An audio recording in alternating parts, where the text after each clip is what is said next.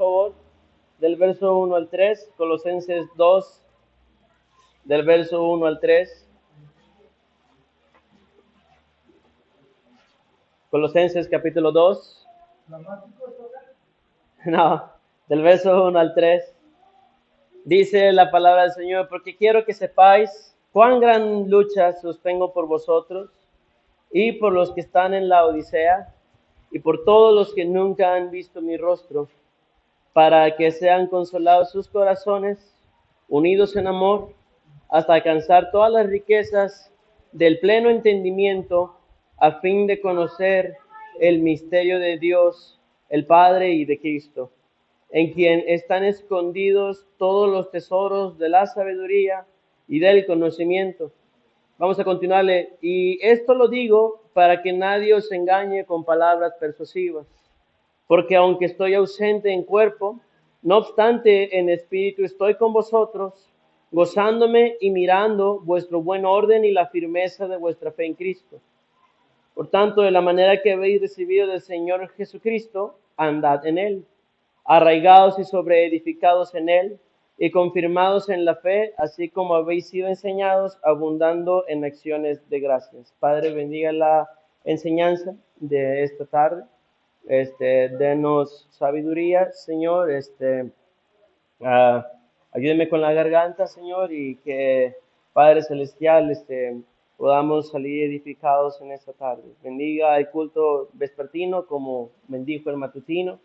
Y le pedimos, Señor, que nos ayude a aprender más de ti y de tu palabra, para que el enemigo no tome ventaja, Señor, porque no ignoramos sus maquinaciones.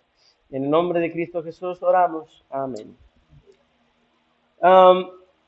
El tema principal del libro de Colosenses es un mejor entendimiento de Jesús. Esta carta, hermanos, es un poco complicada de entender. No contiene regaños, no contiene ordenanzas, no contiene alabanzas. Es un libro único. Pablo habla mucha doctrina en el libro de Colosenses acerca de Cristo, porque en la iglesia de Colosas había un gran problema doctrinal respecto de nuestro Señor Jesucristo. La iglesia de Colosas fue atacada muchísimo por tres movimientos que iniciaron alrededor del año 57 después de Cristo. La iglesia de Colosas, la ciudad, de Colosas, desapareció tras un terremoto en el año 60 después de Cristo, pero a pesar de que fue 3 años de influencia, tuvo un gran impacto este movimiento. La iglesia fue atacada por el agnosticismo, por los ascéticos y por el misticismo judío. Ahorita veremos las características de estas cosas y se van a sorprender que lo que en aquellos entonces tenían nombres medio raros que ahorita no se entienden, hoy en día son bien conocidos como testigos de Jehová, católicos, mormones, adventistas y de todas las demás cosas. Ahorita los vamos a ver. Eran doctrinas que desacreditaban a Jesucristo y se les daba más importancia y valor a las enseñanzas de hombres, más importancia a los ángeles, y se les daba mayor importancia a las obras para la salvación del alma. Pablo, con una gran lucha y con mucha urgencia, dedicó una carta a esta iglesia para dedicar el problema que en la teología se le conoce como la herejía de los colosenses. Si usted entra a un seminario o a un instituto bautista y hacen un exégesis del libro de Colosenses, así se le conoce también, la herejía de los colosenses. Cuando una iglesia hace a un lado las enseñanzas de Cristo y en su lugar ponen mandamientos de hombres, esa iglesia, hermanos, está cometiendo herejía. Cuando en lugar de regirse con la Biblia, palabra de Dios, comienzan a regirse con libros cuyos autores son humanos, Hermanos, esto es herejía. La Biblia fue escrita por hombres, inspiradas por Dios. Así que el autor intelectual de toda esta escritura es Dios mismo. Por lo tanto, tenemos nosotros la palabra profética más segura, a la cual hacemos bien si escuchamos con atención y si vivimos en ella. Pero si una iglesia pierde su enfoque en la Biblia y comienza a desviarse en pos de enseñanzas en otros libros de otros hombres, esa iglesia está cayendo en la herejía. Dios nos guarde de quitarle valor a la Biblia. Dios nos guarde de comenzar a hacer a nosotros lo que bien nos parezca o lo que nos venga en gana. Entonces, el problema de la iglesia de Colosenses era su herejía, y el tema principal que nosotros podemos ver en este libro es un mejor entendimiento de quién es Jesús. El apóstol Pablo pensó en esto, presentarle quién era Jesús a los de la iglesia de Colosas. Y es por eso que en cada uno de los capítulos podemos ver que Pablo explica quién es Jesucristo, sobre todo en lo que es el capítulo 1 y 2. El apóstol Pablo se centra mucho en esto. En Colosenses 1, verso 7 dice así: como lo habéis aprendido de Epafras, nuestro consiervo amado, que es un fiel ministro de Cristo para vosotros. Epafras fue el responsable de llevar el evangelio a la ciudad de Colosas.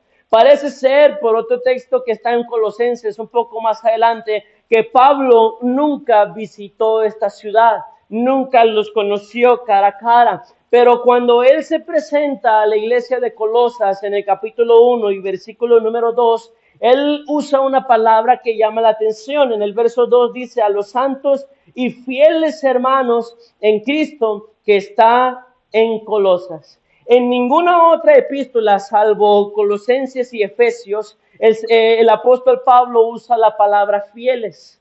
El apóstol Pablo usa esta palabra en las dos iglesias que estaban teniendo problemas doctrinales. Entonces, esta palabra el apóstol Pablo la usa dándonos a entender que había hermanos que habían caído de la sana doctrina y que se habían ido en pos de una doctrina incorrecta. Sin embargo, no toda la iglesia se había contagiado. En Colosenses 2, del versículo 5 al 7, dice así: porque aunque estoy ausente en cuerpo, no obstante en espíritu estoy con vosotros, gozándome y mirando vuestro buen orden y la firmeza de vuestra fe en Cristo. Entonces, no todos se habían ido en pos de la herejía, no todos se habían ido en pos ni habían caído de la sana doctrina. Había quienes permanecían, y a estos, a los que persistían en la doctrina, el apóstol Pablo les dedica una carta. ¿Quiere que Dios le hable a usted en su vida? Entonces persista en las cosas que se le han enseñado. Si usted desecha una enseñanza, no hay segunda enseñanza para usted, porque va a despreciarla también. Si realmente quiere que Dios trabaje en su vida, tome la primera enseñanza para que pueda recibir la segunda también. Y una vez tomando la segunda, pueda estar preparada para recibir la tercera enseñanza y la cuarta también de corbata. Y comience el Señor a poder edificar en su vida. Si usted deja lo que se le ha enseñado a un lado, hermanos, es muy difícil que se trabaje ya en su vida. ¿Me está poniendo atención? Es muy difícil que Dios provoque en usted algún fruto si usted no está buscando, hermano, dar ese fruto. Entonces, aquí el apóstol Pablo nos muestra que el Señor Jesucristo quiere que lo conozcamos, mis hermanos. La Biblia presenta la ignorancia como el motivo de la destrucción. Mi pueblo fue destruido porque le faltó conocimiento, dice el profeta Oseas. La ignorancia es una fuente de error, inestabilidad y tristeza. El diablo se aprovecha de cada cosa que usted no sabe o que usted no ha querido aprender de lo que enseñó y usted no quiso tomar apunte porque le dio flojerita mover su manita. Y el diablo se aprovecha de cada cosa que usted no ha aprendido y de cada cosa que usted no sabe para mandar allí sus engaños. Por eso es necesario tener un mejor entendimiento de quién es Jesucristo. Entonces son tres religiones o tres movimientos los que Pablo ataca en todo el libro de Colosas. Y hermanos, vamos a ir una por una. Son agnostas, ascéticos y los del misticismo judío. Y vamos a ver cómo Pablo los ataca. Le voy a pedir una cosa: no se duerma, no me bostece, no abra la boca, porque la amenaza de la mañana que di de que iba a aventarle agua en la boca si usted bostezaba, sigue estando vigente. Abra los ojos. Sí, y no se duerma. No está ahí en una iglesia, no está usted en una iglesia católica con una voz aburridota, sí, para que se me ande durmiendo aquí. Si se quiere dormir en la casa del Señor, mejor allá afuera duerma si usted quiere, pero aquí no se me ande durmiendo. En primer lugar, hermanos, Pablo dedica 3 ataques a los agnostas. Los agnostas se identifican por no saber lo que creen. Directamente los podemos definir así: los que no saben lo que creen. Un agnósta reconoce que hay algo supremo, pero no sabe qué es eso supremo. Reconoce que hay un Dios, algunos, pero no reconocen que ese Dios sea el que está aquí escrito en la Biblia. Reconocen que hay algún movimiento que no se pudo haber originado algo, ni millones de animales, de plantas y de todo tipo de vida. Conocen que no pudo ser originado de la nada, pero no saben de dónde vino el asunto, o ellos dicen no saberlo. Entonces, quiero una definición de los agnostas, es esta: los que no saben que creen. Y nosotros podemos ver esto en varias religiones que ahorita los vamos a ver identificados. En Colosenses capítulo 1, versículo 15, el apóstol Pablo ataca el primer punto de vista de los agnostas. Los agnostas decían que Cristo no podía estar en contacto directo con la creación, siendo él un espíritu. Y Pablo, el primer ataque que lanza es Cristo tuvo cuerpo. En Colosenses capítulo 1, verso 15 dice así: Él es la imagen del Dios invisible, el primogénito de toda creación. Y en el versículo número 21 dice así: y a vosotros también, que erais en otro tiempo extraños y enemigos en vuestra mente, haciendo malas obras, ahora os ha reconciliado en su cuerpo ¿de qué? De carne. Por supuesto que el cuerpo es carne, pero Pablo hace una redundancia: cuerpo de carne, para atacarle a los agnostas y les hiciera darse cuenta que aunque Dios era espíritu, él sí podía tener contacto directo con su creación en su cuerpo de carne por medio de la muerte, para presentar a los santos y sin mancha e irreprensibles delante de él. El gnosticismo enseña que Dios, como un espíritu perfecto, no podía entrar en contacto directo con el mundo material. Pero Pablo tira esta idea por los suelos al mencionar que Jesucristo tuvo un cuerpo de carne. Ellos decían que Dios no vino corporalmente al mundo, que Dios no podía venir corporalmente al mundo para reconciliarse con el pecador. Pero Pablo les tira todos sus argumentos por el suelo, enseñando que Cristo fue nacido de mujer y que sobre su cuerpo llevó los pecados que habían sido cometidos para derramar la sangre de un cuerpo que sangraba, sí, y perdonar todos los pecados que nos condenaban. Y luego lo que hacían era decir que Jesucristo hombre estaba separado del Cristo espiritual. y que cuando Jesucristo resucitó, solamente resucitó espiritualmente. ¿A qué le suena eso? ¿Sabe a quién le suena eso? ¿A quién le suena eso? A los testigos de Jehová. Entonces los testigos de Jehová tienen sus doctrinas en base agnóstica y ni ellos lo saben. Y volvemos a la conclusión del principio. Los agnóstas no saben lo que creen. Los testigos de Jehová no saben lo que creen.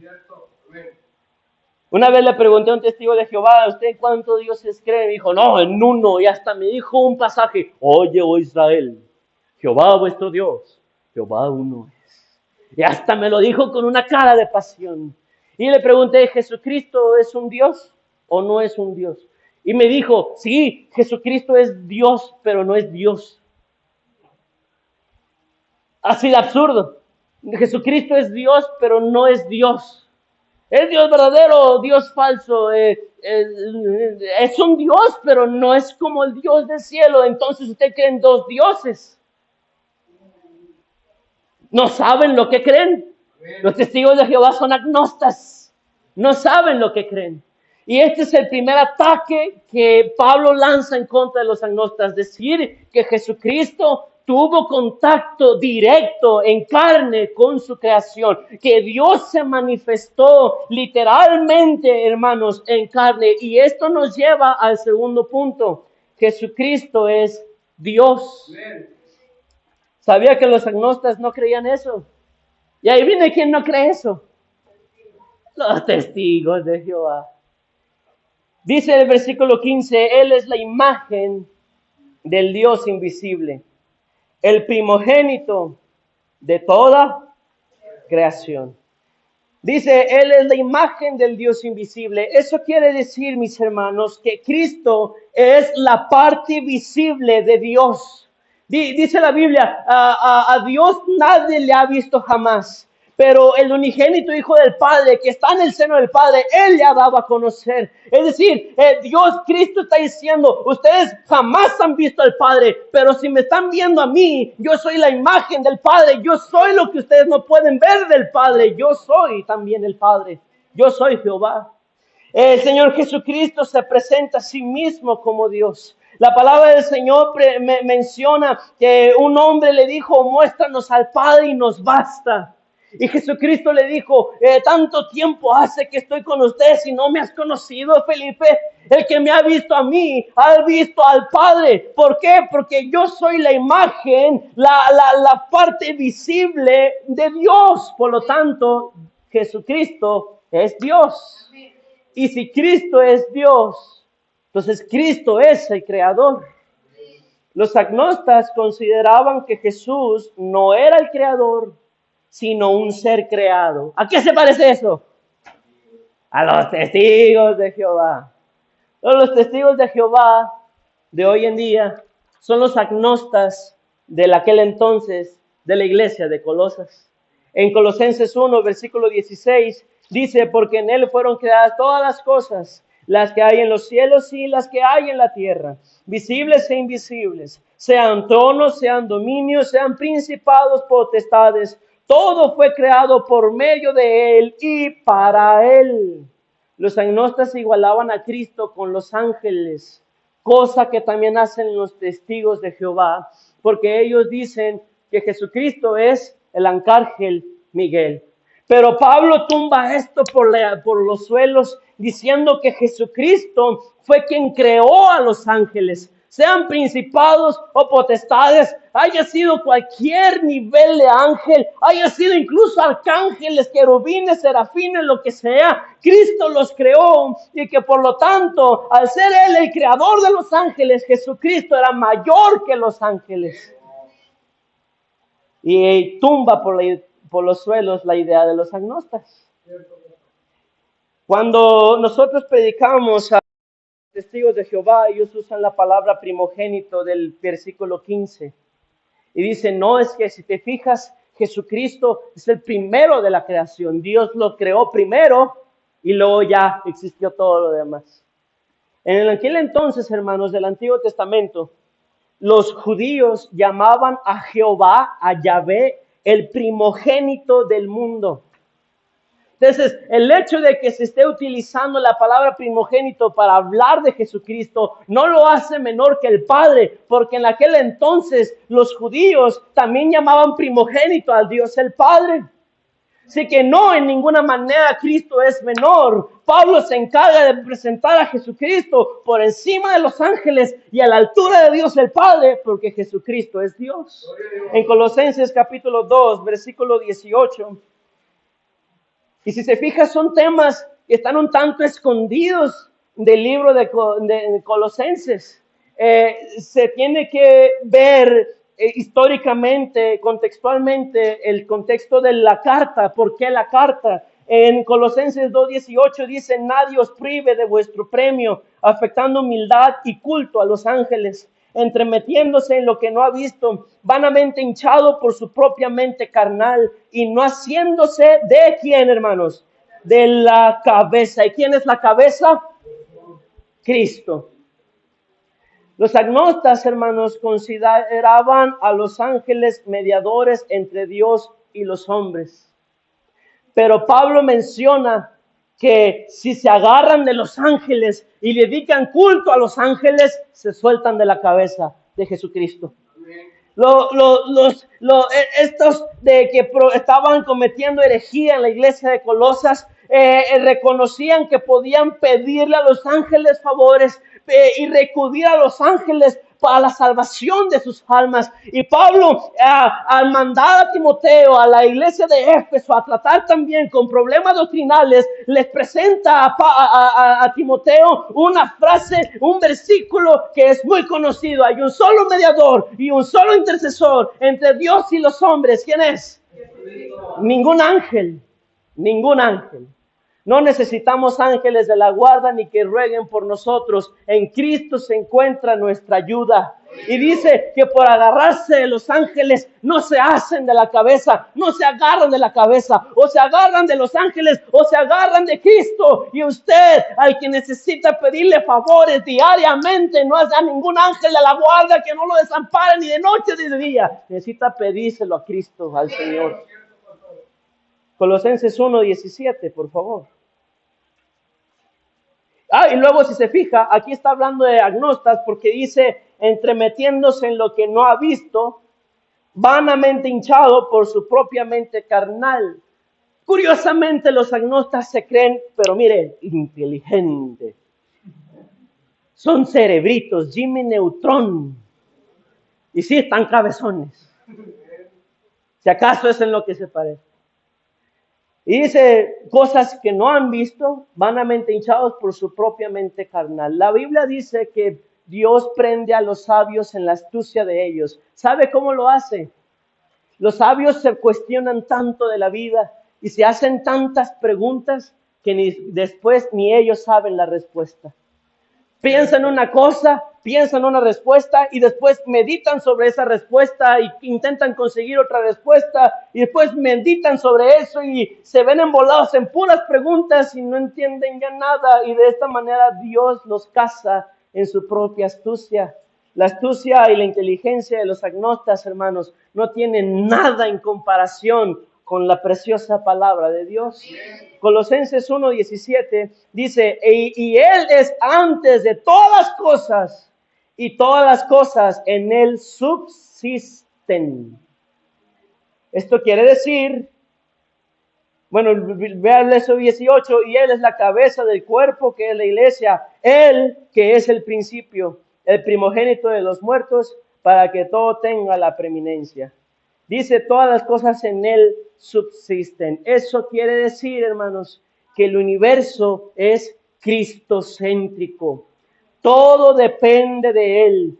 Todo fue creado por Él. Todo da gloria a Él. La creación misma alaba al Creador, a Jesucristo. Todo gira en torno a Él. Y si el Señor Jesucristo quiere quitar Júpiter del sistema solar, lo quita. Y si Él quiere hacer oscurecer el sol, ya lo hace. Lo hará en un futuro. Pero ahorita todavía Él no hace por no castigarnos a la iglesia, que somos su pueblo amado. Pero tarde o temprano lo va a hacer. Y si Dios quiere tronar la luna y crear una luna nueva, si Él quiere darnos 60 y tantas lunas como Júpiter, o mantenernos con una como ha sido como ha sido hasta el momento, hermanos, depende de Cristo. Los agnostas no saben qué hay allá arriba, si hay algo que una fuerza superior, un centro de la galaxia, si habrá algo que gobierne todo. Ay, perdón, lo desperté. Y el Señor no sabe, estas personas no saben qué hay después de esto, si hay más allá y qué potestades superiores hay. Pero, hermanos, la Biblia nos presenta todo el universo gira en torno de Cristo. Amén. En Él subsisten todas las cosas. Amén. Y luego el 18 dice, Él que es el principio. O sea, Cristo es el principio. Después de esto, de estas palabras de Pablo, siglos después, surgió un maestro muy popular y peligroso llamado Arrio. Quizá algunos de ustedes lo conocen porque ya he hablado yo de él, sobre el concilio de Nicea, donde él propuso que Jesucristo no era Dios y que por lo tanto hubo un tiempo donde Jesucristo no existía. Pablo está tirando esto por los suelos, diciéndoles que Jesucristo mismo es principio, siempre ha existido, y tiró por la idea, por los suelos, la idea de los agnostas, y actualmente tira por los suelos la idea de los testigos de Jehová. Los testigos de Jehová son los agnostas de aquel entonces. Entonces, van dos ataques que Pablo dirige contra los agnostas. Uno, que Cristo tuvo cuerpo, y dos, que Jesucristo es Dios. Cosas que lo vemos reflejado en los testigos de Jehová. Y un tanto también en los católicos en cuanto a la veneración de ángeles.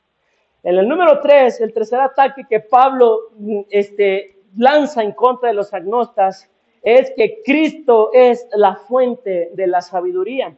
Colosenses capítulo 2.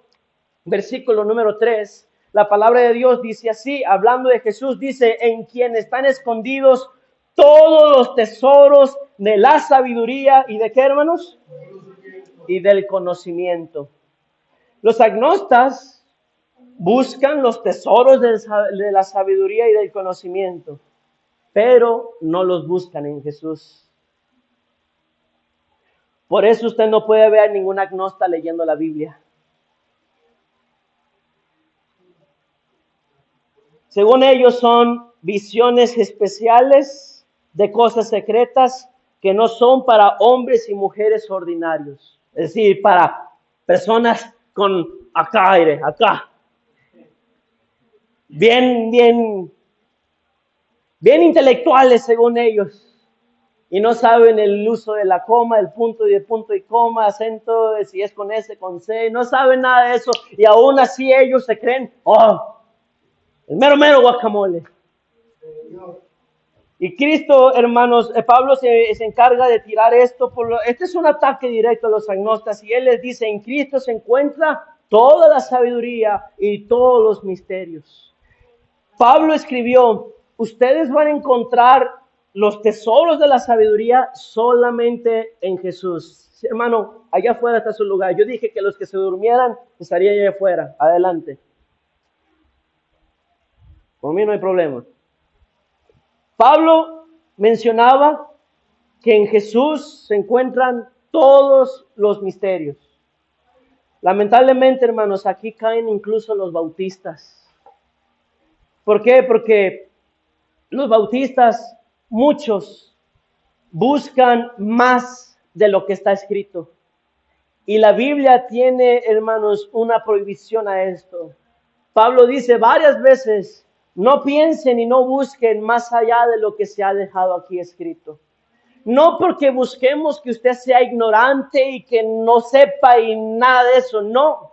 sino porque queremos que todas las preguntas que usted tenga se lo responda la Biblia, la palabra de Dios. Aquí están las respuestas a todas sus preguntas. Otra cosa es si usted las quiere recibir o no. Sí, pero aquí se encuentran todos los temas y en este libro puedes saber qué opinar y qué decir, qué creer en base a la sabiduría de Jesucristo.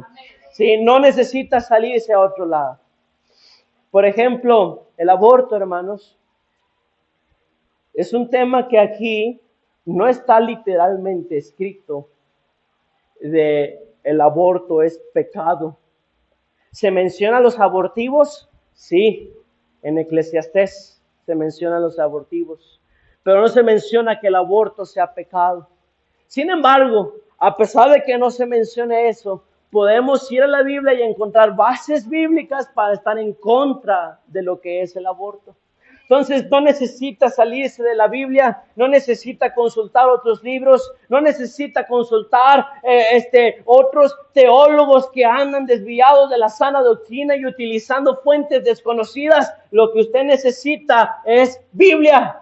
No necesita ser agnóstico, buscando los secretos de la sabiduría y el conocimiento por todos lados. Se va a confundir. Y al rato va a ser de esas típicas personas que traen una mezcla de doctrina, traen mezclado de testigos, de apostólicos, de mormones, de adventistas, traen mezcla de todo, porque buscan la sabiduría en hombres, en religiones y no en la Biblia. Son agnóstas y ni cuenta se han dado, porque no saben lo que creen, como los agnóstas que son.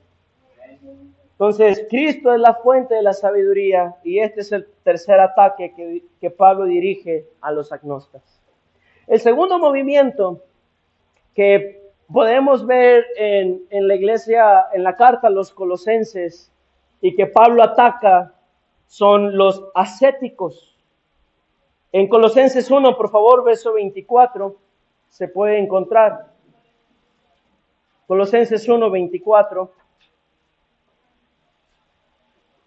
Los ascéticos, hermanos, se enfocan en su propia santidad, en su crecimiento espiritual y en su perfección personal para poder ser salvos. O sea, ellos dicen, tienes que ser, pero mira, perfecto en tu forma de vivir para poder salvarte. ¿A qué le suena eso? A todo mundo. Los católicos, los testigos, los mormones, los adventistas, los de todos creen que tienen que ser casi perfectos para poderse salvar. Y Pablo en el libro de Colosenses ataca esta idea de los ascéticos y les enseña que el sacrificio de Cristo nos hace perfectos.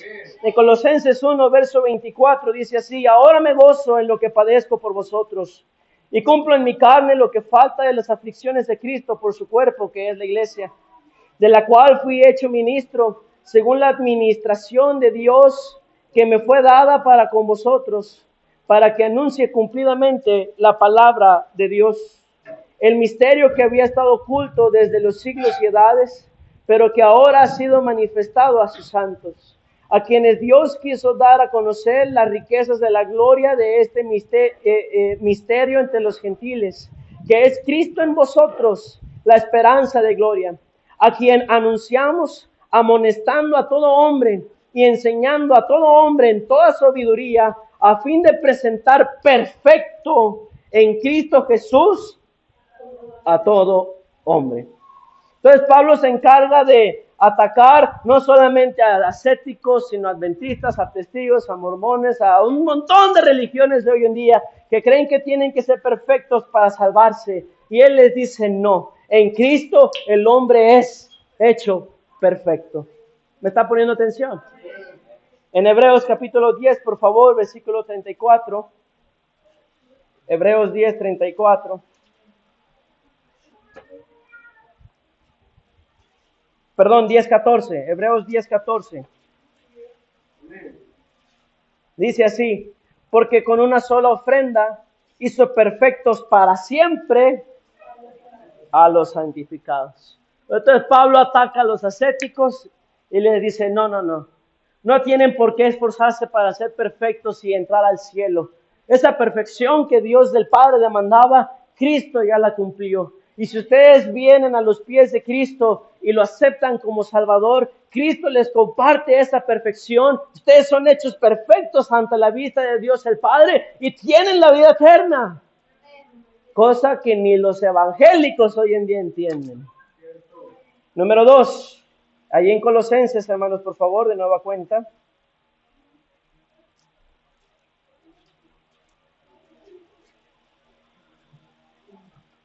Colosenses capítulo número 3, verso 4. Dice así: cuando Cristo vuestra vida se manifieste, entonces vosotros seréis manifestados con Él, ¿en qué? Segundo movimiento de los ascéticos mencionaba y enseñaba que el hombre es el centro de la atención de Cristo, que el hombre es el centro del plan de salvación de Dios. Y es un movimiento, mis hermanos, peligroso. No es esto así. El centro, hermanos, de la salvación es el Señor Jesucristo. Él es autor, dice la Biblia, ¿de qué? ¿De qué? Él es autor y consumador de la fe. Y dice que la fe, cuando actúa en nosotros, nos da la salvación de nuestras almas. 1 de Pedro 1:9. Entonces, mis hermanos, Pablo ataca esto y les dice, ¿saben qué? Ustedes no viven para sí. Ustedes no son el centro de atención de toda la iglesia. Ustedes no son el centro de atención de Dios, ni los que dan y son el motivo de la gloria de Dios. El motivo del por qué Dios recibe gloria es porque su propio Hijo fue el que voluntariamente quiso sacrificarse por nosotros. Él es el centro, mis hermanos, de la Biblia. Cristo es el tema principal de la Biblia. Si el hombre fuera el tema principal y el eje en el de todo giran las cosas, el hombre sería el tema principal de la Biblia. Pero es Cristo. Cristo es el tema principal. Y Pablo ataca a los ascéticos y les muestra, no importa quiénes sean, no importa quién se crean, no importa si tienen gran poder en la tierra o si no lo tienen. Lo que importa aquí es que Cristo es el eje principal. Él es vuestra vida. No se pertenecen a sí mismos. Cristo, ustedes ya han muerto y ahora viven en Cristo. Cristo vive en ustedes. Él es el dueño de ustedes. Su cuerpo, su alma, su espíritu le pertenecen a Él porque han sido comprados por su sangre. Ya no se pertenecen a sí mismos, le pertenecen a Dios. Y todo lo engloba a la gloria de Dios. Nunca pone al hombre en el centro. Siempre pone a Cristo en el centro. Y eso es algo que debemos de cuidar como iglesia. No cambiar la gloria de Dios por la gloria de hombres, dando culto y honrando a las criaturas antes que al Creador. Número 3. El tercer ataque que nosotros tenemos allí. Pablo ataca a los agnostas. Pablo ataca a los ascéticos. Y después Pablo ataca al misticismo judío. Judíos que tenían por allí ideas locas, vamos a definirlos así.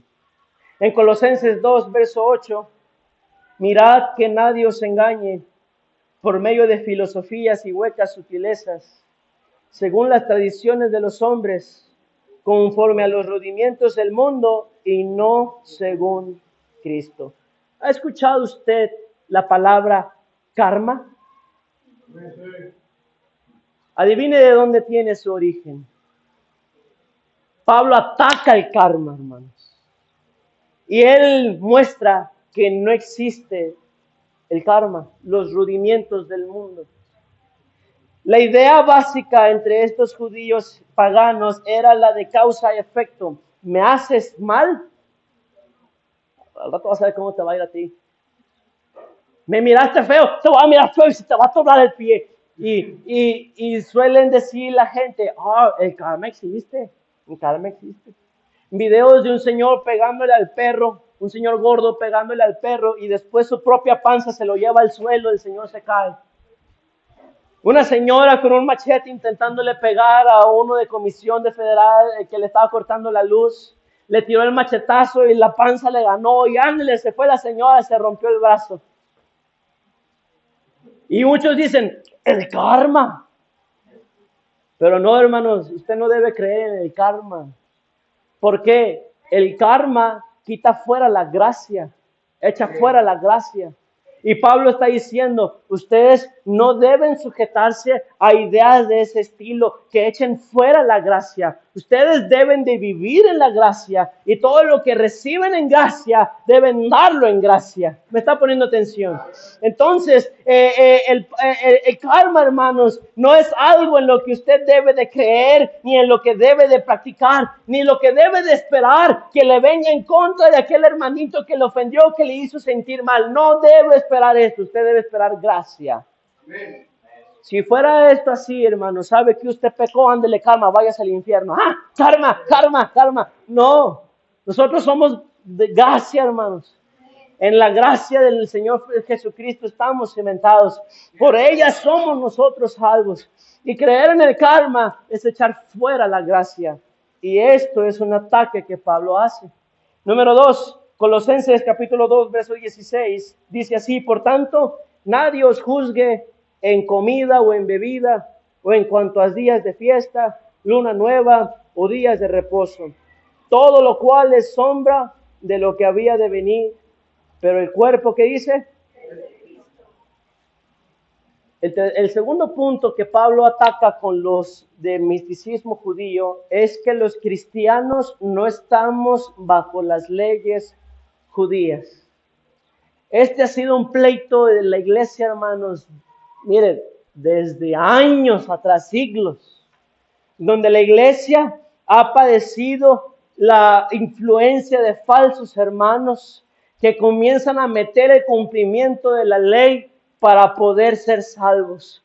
Hubo pleito entre los apóstoles y los hombres que hacían esto en Hechos 15, porque decían que si no se circuncidaban como la ley de Moisés lo decía, no podían ser salvos. Y los apóstoles mandaron una carta a toda la iglesia diciéndoles que ese era un yugo que los padres no podían llevar y que por lo tanto no era correcto ponérselo tampoco a los judíos. Que solamente se frenaran de los sacrificados, los ídolos, de la fornicación y del ahogado, pero que nunca se les mandó a los cristianos guardar la ley ceremonial, la ley civil. No se les mandó nada de esto. Pero estos judíos comenzaban a enseñar que tenían que abstenerse de algunos alimentos. Por eso Pablo dice, nadie os juzgue en comida o en bebida. Comenzaron a prohibir alimentos. ¿Les suena eso a alguna religión? Los mormones. No toman café. Y sin café es imposible agradar a Dios. Dice la Biblia así. No toman refresco. Y hermanos, por favor, una Fanta de las de fresa, hermanos. La Biblia dice, no le niegues a tu alma ningún gustito. No me acuerdo cómo dice, lo estoy parafraseando.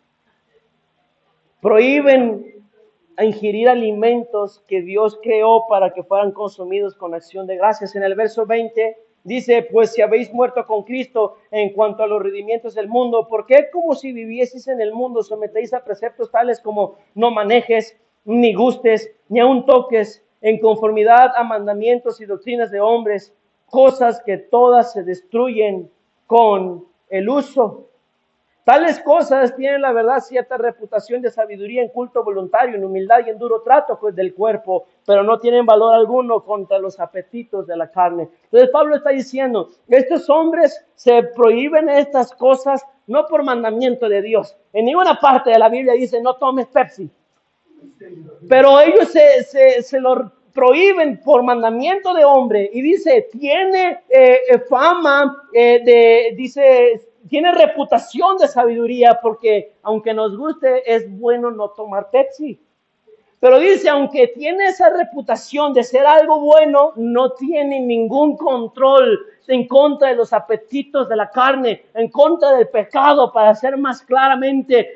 Y si no tiene control por encima del pecado, tampoco tiene control por encima, mis hermanos, de nuestras almas para la salvación. Entonces, era imposible llegar a esto. Ellos decían, insistían en que los cristianos debían ser obligados a guardar algunos días. ¿Les suena esto algo?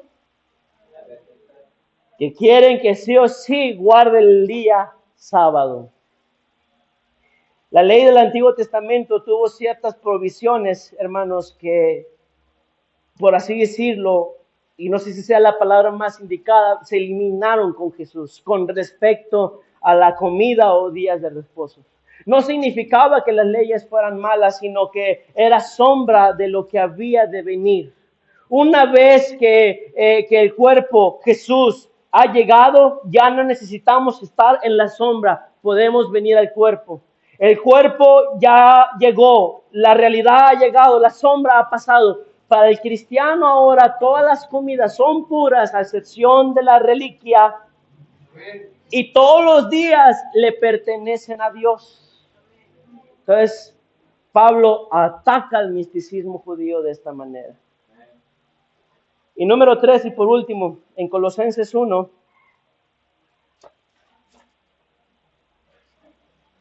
Pablo enseña que no es necesario circuncidarse para ser salvo. Colosenses 1:11, capítulo 2, hermanos. Colosenses 2, verso 11 dice, en él también fuisteis circuncidados, con circuncisión no hecha a mano, al echar de vosotros el cuerpo pecaminoso carnal en la circuncisión de Cristo, sepultados con él en el bautismo, en el cual fuisteis también resucitados con él, mediante la fe en el poder de Dios que le levantó de los muertos.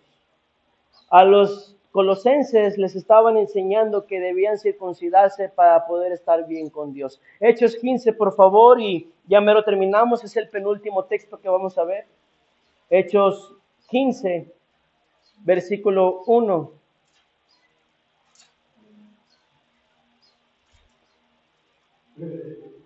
Hechos 15:1 dice, entonces algunos que venían de Judea enseñaban a los hermanos, si no os circuncidáis conforme al rito de Moisés, ¿qué dice? No podéis ser salvos. Estos judíos, hermanos, han sido un problema, un dolor de cabeza desde la iglesia primitiva. Cuidado con el con judaizar. No utilizamos nosotros una cosita aquí que parece de los papas, no sé cómo se llama. Si muere mi hermano, yo no tengo por qué tomar a su esposa por mujer para darle descendencia. No es necesario nada de eso, mis hermanos. Los cristianos no necesitan ser circuncidados, necesitan ser bautizados. En Colosenses 1, verso 13, y no me refiero para salvación, sino como una identificación. Estos hombres enseñaban que la circuncisión era como una especie de señal en que nosotros éramos ahora de Jesucristo. Pero la Biblia nos muestra que la señal de que pertenecemos a Cristo es el bautismo, de que morimos y resucitamos ahora en Cristo para una vida nueva. En Colosenses 2, no es el 1, capítulo 2, verso 13, y a vosotros, estando muertos en pecados y en la incircuncisión de vuestra carne, os dio vida juntamente con él, perdonándoos todos los pecados, anulando el acta de los decretos que había contra nosotros, que nos era contraria, quitándola de en medio y clavándola en la cruz. Y despojando a los principados y a las potestades, los exhibió públicamente, triunfando sobre ellos. ¿En dónde, hermanos? En la cruz. Entonces, la circuncisión no nos identifica como un verdadero cristiano. Es el bautismo hecho con una fe sincera el que nos identifica como cristianos. Dice en otra porción, creo que es Gálatas, dice, de nada les sirve la circuncisión creo que es Gálatas un poco más atrás, Gálatas 5, versículo 1 al 4, y aquí terminamos. Gálatas 5, del verso 1 al 4, dice así: Estad pues firmes en la libertad con que Cristo nos hizo libres, y no estéis otra vez sujetos al yugo de esclavitud. He aquí yo, Pablo, os digo que si os circuncidáis, de nada os aprovechará Cristo. Y otra vez testifico a todo hombre que se circuncida, que está obligado a guardar toda la ley. De Cristo os desligasteis, los que por la ley os justificáis, de la gracia habéis caído. Un ataque es el que nos aprendimos, un ataque directo, hermanos, al movimiento judaizante. Entonces, Colosenses es una epístola, hermanos, muy rica en doctrina acerca de Jesucristo. Vemos entonces que Jesucristo es, hermanos, superior a los ángeles, que Jesucristo resucitó en cuerpo físico, y no solamente, y no espiritualmente, nada más como dicen los testigos de Jehová. Vemos que Jesucristo es Dios, Jesucristo es el Creador, Jesucristo es el centro del universo y el centro de atención del plan de Dios. Jesucristo es superior a los ángeles, no es inferior al Padre, es igual a Él de glorioso. Es la parte visible del Dios invisible. En Jesucristo se encuentra la sabiduría. Él es la sabiduría, dice el libro de Proverbios. En Jesucristo, hermanos, se encuentra la perfección de nosotros. Él es el sacrificio perfecto y la gracia manifestada en nuestras vidas. Él es la libertad para nuestras vidas, que nos hace no estar sujetos ante una ley imposible para cumplir por un pecador. Hermanos, Él es aquel que nos da salvación. Amén. Y es todo lo que engloba Colosenses, atacando todas las posturas de aquel entonces que hoy en día, hermanos, se siguen viendo, con otros nombres, pero se siguen viendo. Problemas, hermanos, de siglos, pero la palabra del Señor tiene autoridad por encima de estos problemas. Y usted debe de predicar el Evangelio a una de las personas que están bajo estas enseñanzas, por si quizás Dios le conceda escapar del lazo en el que están atados y puedan obtener la salvación de sus almas. Cierre sus ojitos, vamos a orar.